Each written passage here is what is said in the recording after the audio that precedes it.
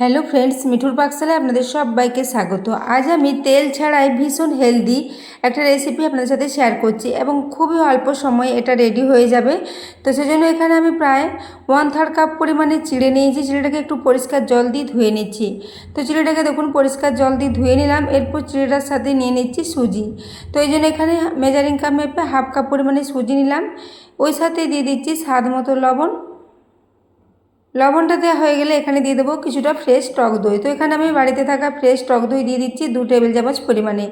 টক দইটা দিলে এই রেসিপিটা ভীষণ জালিদার ও স্পঞ্জি মতো রেডি হবে। তো দেখুন দইটা দিয়ে দিলাম। এরপর এখানে ওই বাটি মেপে প্রায় 1/2 কাপ পরিমাণে জল এখানে দিয়ে দেবো। তো প্রথমে কিছুটা জল দিয়েছি, তারপর এটাকে খুব ভালো করে মিশিয়ে নিচ্ছি। এইভাবে বেশ কিছুক্ষণ নাড়াচাড়া করে এটাকে মিশিয়ে নিচ্ছি।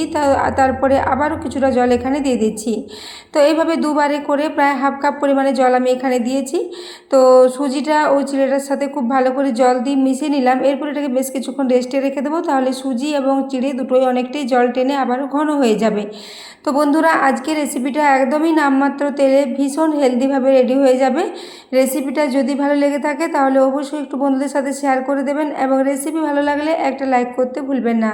তো এটাকে দেখুন ঢাকা দিয়ে 10 মিনিটের জন্য আমি রেস্টে রেখে দিয়েছিলাম। 10 মিনিট পর ঢাকাটা খুলে নিলাম। এখন দেখুন মিশ্রণটা পুরোপুরি ঘন হয়ে গেছে, জল টেনে অনেকটাই এটা শুকনো হয়ে গেছে। তো এরপর আমি ওই মিশ্রণটাকে একটা মিক্সির জারের মধ্যে নিয়ে নিচ্ছি। পুরো মিশ্রণটা মিক্সির জারের মধ্যে নিয়ে নেব। তারপর বাটিটা ধুয়ে কিছুটা জল এখানে দিয়ে দিচ্ছি। তো দেখুন বাটিটা ধুয়ে আবার 2 চামচ পরিমাণে জল এখানে দিয়ে দিলাম। তারপর এটাকে মিক্সিতে দিয়ে খুব ভালো করে একবার ঘুরিয়ে নেব। তাহলে চিড়ে এবং সুজির পেস্টটা খুব ভালো মতো রেডি হয়ে যাবে। তো এরপর দেখুন পুরো পেস্টটাকে একটা বাটিতে নিয়ে নিলাম।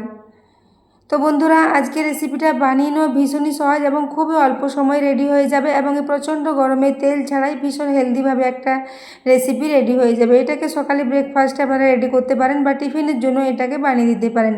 তো এরপর দেখুন এর সাথে দিয়ে দিচ্ছি প্রায় 1/4 টিস্পুন পরিমাণে একটু বেকিং সোডা।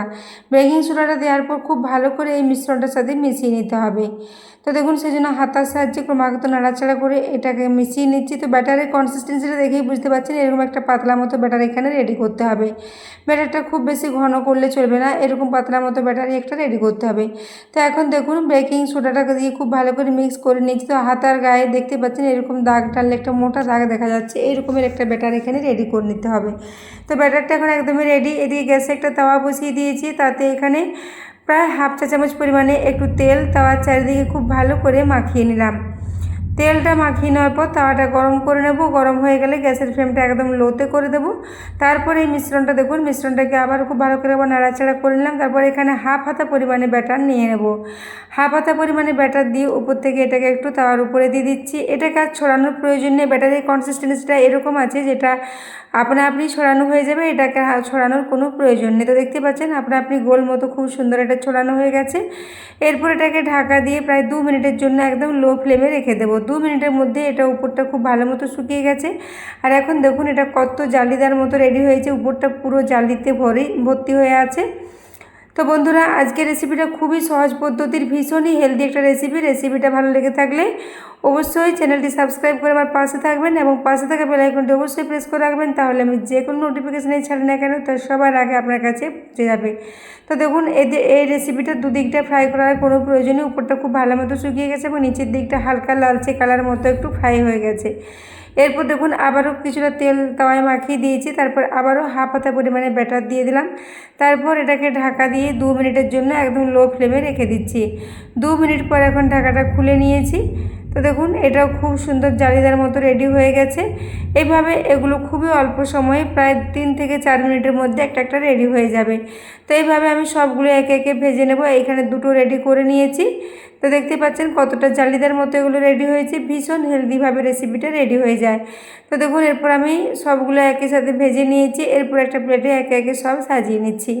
তো বন্ধুরা, এটাকে আপনারা যে কোনো ধরনের চাটনির সাথে সার্ভ করতে পারেন। বাড়িতে থাকা টমেটো কেচাপ বা বাদামের চাটনি বা নারকেলের চাটনি চাটনি, বা এটাকে ফ্রেশ টক দইয়ের সাথেও সার্ভ করতে পারেন। আমি সকালে ব্রেকফাস্টে এটাকে ফ্রেশ টক দইয়ের দিয়ে সার্ভ করেছিলাম এবং বাড়িতে ছেলেদেরকে এটাকে আমি একটু টমেটো কেচাপের সাথে সার্ভ করেছিলাম। তো আপনাদের যার যা পছন্দ সেইভাবে এটাকে সার্ভ করতে পারেন। খুবই হেলদি একটা রেসিপি। তো দেখুন এরপর একটা আপনাদের ছিঁড়ে দেখিয়ে দিচ্ছি কতটা নরম এবং কতটা জালিদার মতো রেডি হয়েছে। এগুলো হাতের মুঠোয় একদম ধরা যাবে, এতটাই নরম মতো রেডি হয়েছে, ভীষণ পাতলা, ভীষণ জালিদার। তো বন্ধুরা আজকে রেসিপিটা বাড়িতে অবশ্যই এবার ট্রাই করবেন এবং ট্রাই করলে রেসিপি কেমন হয়েছে জানাতে ভুলবেন না। খুবই অল্প উপকরণে খুবই চটজলদি এই গরমের মধ্যে একটা রেসিপি রেডি হয়ে যায়। তো বন্ধুরা আজকে রেসিপিটা এতক্ষণ পর্যন্ত দেখার জন্য আপনাদের অশেষ ধন্যবাদ। আবারও চলে আসবেন নিত্য নতুন কোনো রেসিপি নিয়ে। ততক্ষণের জন্য সবাই সুস্থ থাকবেন, ভালো থাকবেন। দেখা হচ্ছে আবারও অন্য কোনো রেসিপিতে। ততক্ষণের জন্য ধন্যবাদ।